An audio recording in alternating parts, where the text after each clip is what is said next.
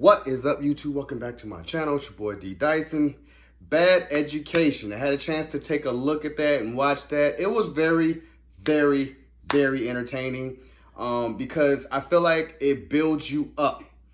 That in the beginning, shout out to the cast, because the cast, I really enjoyed this cast. This cast was like, it was perfect for this, and with Hugh Jackman giving that likable character in the beginning, the charisma that he had in this, I really was like, wow, this is something or somebody you can get behind at the beginning of this movie. They're building you up. They're saying that, Hugh Jackman as Frank Tassone, you just like him. I mean, he's smiling all the time. He's, wherever he goes, he's lighting up a room. He's making sure that everyone's taken care of, and how his goal is to get the high school in the District of Long Island from number 4 to number 1. Like when he got to that high school, it was just like whatever. And then he built it up to be one of the top high school programs in the country.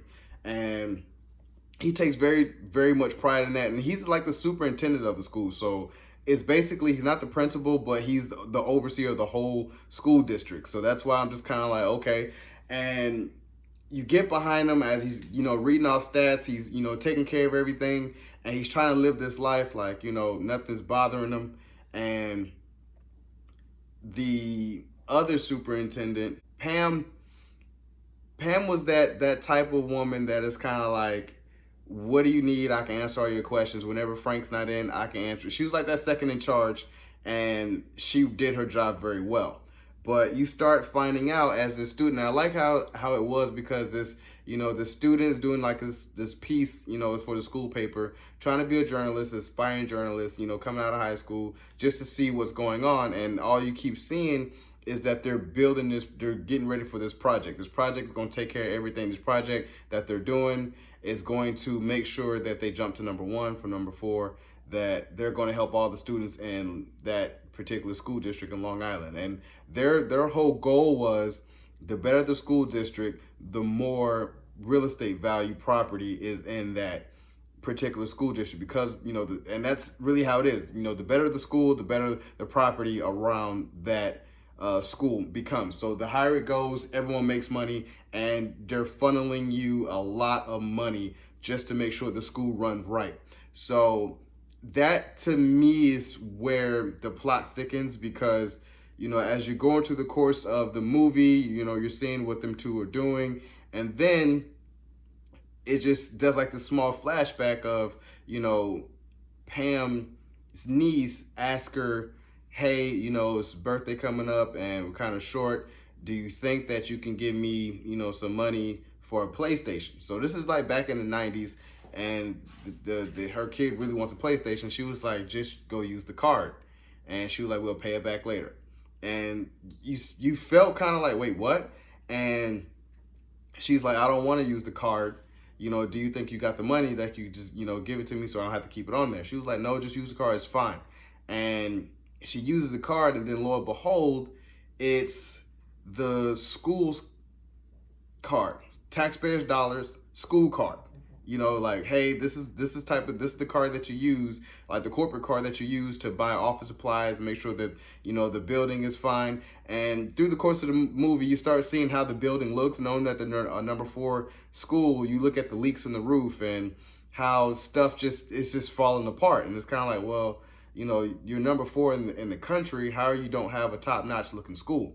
And you just see, especially when it comes to her son, like her son, you see her son just swiping, using the card, buying all this thousands of dollars worth of stuff that he can fix on houses and stuff like that. You're kind of like, it's just renovating different houses. And I'm like, why are you spending so much money?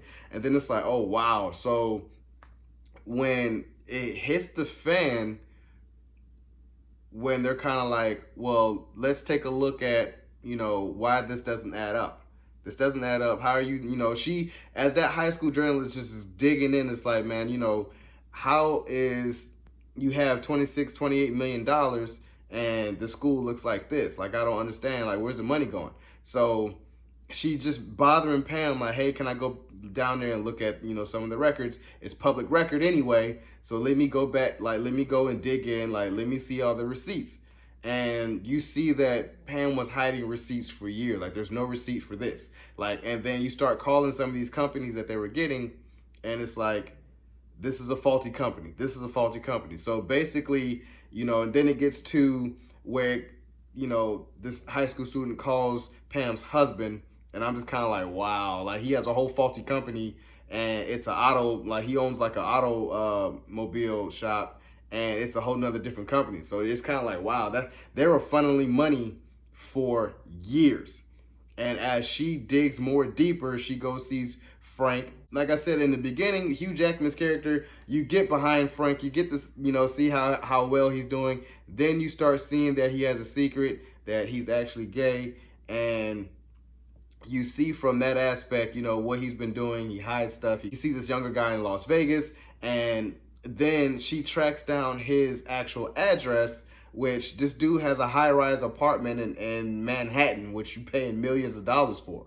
And I'm just like, wow. And then even his, you know, the guy he's with is also taking the money out of that too. So you see that it's not just hundreds of thousands, it is millions of dollars that they are taking just to enhance their lifestyle. I mean, and I remember Pam, they were talking about Pam had a beach home, you know, like she had like another, like I think she had like 4 or 5 homes, you know, correct me if I'm wrong, but I was kind of like, wait, what? And she was like, how much is all this on a superintendent's, you know, salary? And it's kind of like, yeah, the highest you probably get is like 100 or something thousand, and you spending millions of dollars as a high school superintendent.